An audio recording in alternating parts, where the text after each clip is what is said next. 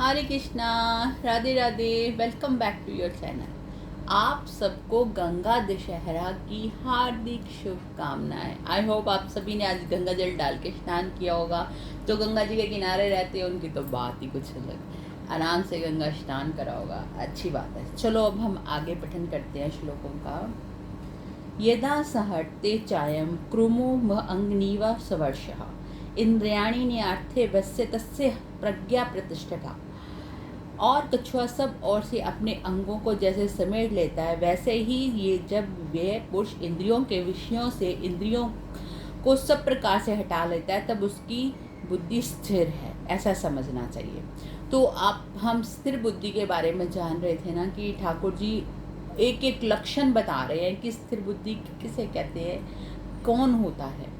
तो इसमें जैसे आपने कभी कछुआ देखा है, जब उसको कोई डर फील होता है ना कि कोई उसको मारने के लिए आ रहा है, तो वो अपने शेल में छिप जाता है।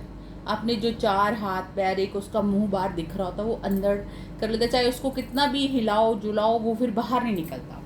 तो ऐसे स्थित प्रज्ञ जो है पुरुष, वो सभी इंद्रियां मतलब कौन सी इंद्रियां?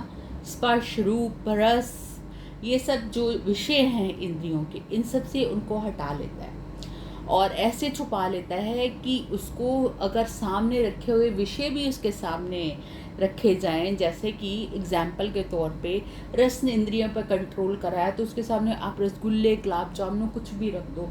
जैसे कि महाभारत में एक स्पच वाल्मीकि जी की कथा आती है, तो उसमें जब उनको द्रौपदी जी के द्वारा बनाया गया हुआ प्रसादी खिलाई गई, जब धर्मराज जी ने यज्ञ किया था उनकी पूर्णहोती पर, तो द्रौपदी जी ने बहुत 56 प्रकार के भोग बनाए। उन्होंने क्या किया, कड़ी, खीर, चावल और विविध प्रकार की सब्जियां, जलेबियां, सब कुछ एक थाल में मिक्स करी, उसको गोल गोल मिलाया, और जैसे हम लोग कहते हैं ना, पंजाबी में लोग बोलते हैं कि गाय का चारा बना दिया, पट्टे इकट्ठे कर देते, कुछ ऐसे ही करके उन्होंने मिक्स करा और खाना शुरू कर दिया। इससे द्रौपदी जी को लगा कि ये कैसे हैं, इनको मैंने इतने प्रकार के भोज व्यंजन बना के दिए और इन्होंने सभी मिष्ठान एक जैसा करके घोल के खाना शुरू कर दिया, इनको क्या टेस्ट आया होगा। तो ये तो चलो और प्रसंग हो जाएगा, आगे मैं एग्जाम्पल बता रही थी। इसको स्थित प्रज्ञ कहते हैं कि उनको अपनी रचना पे पूरा कंट्रोल है। उनके लिए 56 प्रकार भी एक जैसे, और सब मीठा, कड़वा, नमकीन मिक्स किया हुआ भी एक जैसा, ताकि जो उनके पास विषय आते हैं उनके होते हुए भी वो कछुए की तरह अपने आप को सिमेट लेते हैं और विषयों को ग्रहण नहीं करते। उसको स्थिर बुद्धि समझना चाहिए। विषय निर्वर्ते निरहास्य दहनाम सर्वज्ञ रसोपस्य परम दृष्टा निर्वर्ते। इंद्रियों के द्वारा विषयों को ग्रहण ना करने वाला पुरुष के भी केवल विषय तो निवृत्त हो जाते हैं, परंतु उसमें रहने वाली आसक्ति निवृत्त नहीं होती। इस स्थित पुरुष की तो आसक्ति भी परमात्मा का साक्षात्कार करके निवृत्त हो जाती है।